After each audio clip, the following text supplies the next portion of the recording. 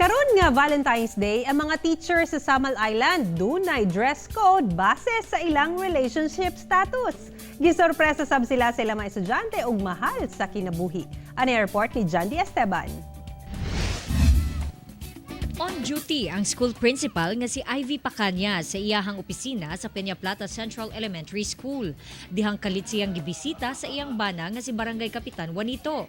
Aron personal nga itunol kaniya ang iyang sweet message nga nakasuwat pa sa dakong Valentine card. Siyempre na overwhelmed kay wala po ko nag-expect, nag-effort na siya. Permanenteng na ilang ikuan kay wala kay trust imong partner. Mag-create mo ko na siya trouble. Samtang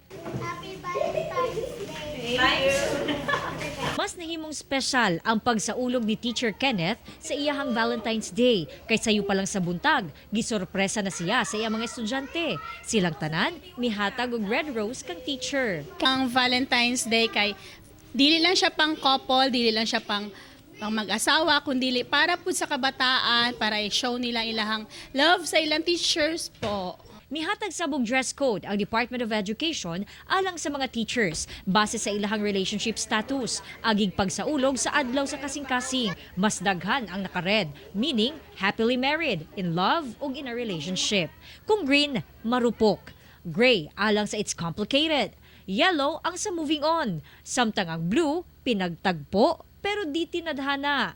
Pero bisan unsa pa man ang imong relationship status, dapat daw mapabati ang gugma sa mga mahal sa kinabuhi matag adlaw. Dili lang kung dunay okasyon. Kauban si Mel Colmenares sa kamera. Ako si Jandy Esteban para sa One Mindanao.